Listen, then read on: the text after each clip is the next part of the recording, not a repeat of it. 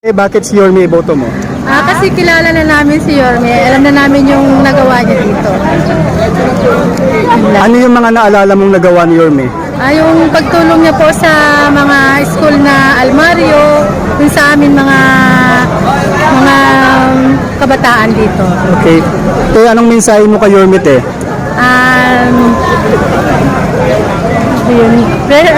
Mayor Yorme, sana manalo kayo ulit. Okay. At sana pagpatuloy mo yung mga nagawa mo na dati pa. Maraming salamat, Tia. God bless you po. Bakit si Yorme iboto mo? Maraming nagawa na si Yorme, lalo na ng pandemic, na tumulong siya sa mga tao. Ano yung mga naalala mong nagawa ni Yorme, tay?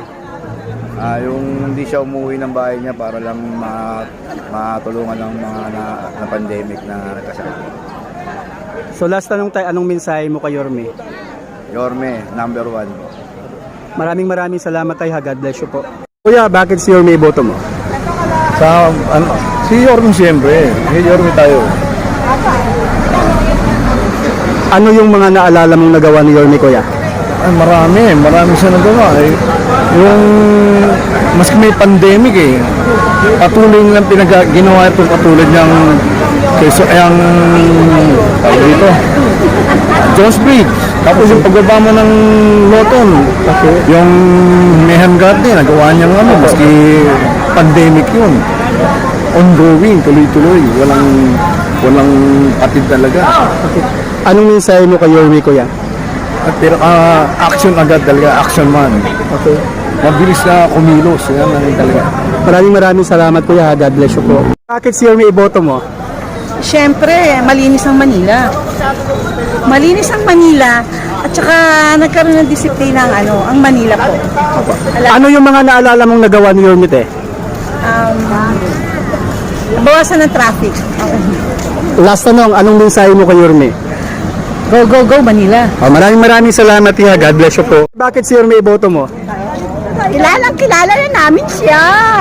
Talagang si Mayor siya. Dapat ilagay sa Maynila. Wala na pang iba. Ano yung mga naalala mong nagawa ni Yorme? Lalo na may COVID. Yun, walang taong nagugutom. Kami ang testigo dahil kami ang nagbibigay ng pagkain sa mga bawat barangay. Kaagapay po ako. Correct. Anong mensahe mo kay Yorme, Nay?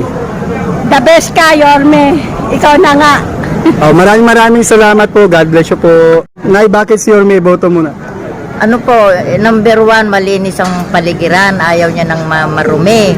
Pagkasabi pa niya, pag birthday ang regalo lang sa niya, kalinisan. Yun. Tsaka mga senior, mahal na mahal niya. Mayroong gatas, mga lulukot lola, lagi niyang sinasabi yan. Mahal na mahal niya talaga mga senior. Hindi niya pinapabayaan. So ano yung mga naalala mong nagawa ni Yorme, Nay? Mga pandemic, laging may pugpak, namimigay siya ng mga pagkain. Yan. So last tanong, Nay, ha, anong mensahe mo kay Yorme? Yorme, manalo ka na. Yorme, kami hindi ba namin papabayaan. God first. God first. Maraming salamat, Nay, ha. God bless you po. Nay, bakit si Yorme iboto mo? Subok na namin siya at talagang handang tumulong. Kaya siya ang aming pinili. God first. So ano yung mga naalala mong nagawa ni Yorme, Nay? Marami. Hindi mo pagbibigay, lalo na nung pandemic. Siya ang tumutulong sa amin. Yun. Pati sa mga senior, hindi niya pinababayaan. Last tanong, Nay, anong mensahe mo kay Yorme? Yorme, sana manalo ka kasi ikaw ang pag-asa ng mga senior. At sana ipagpatuloy mo ang magandang hangarin mo sa amin lahat. Maraming salamat, Nay. God bless you po. Thank you. Nay, bakit si Yorme iboto mo?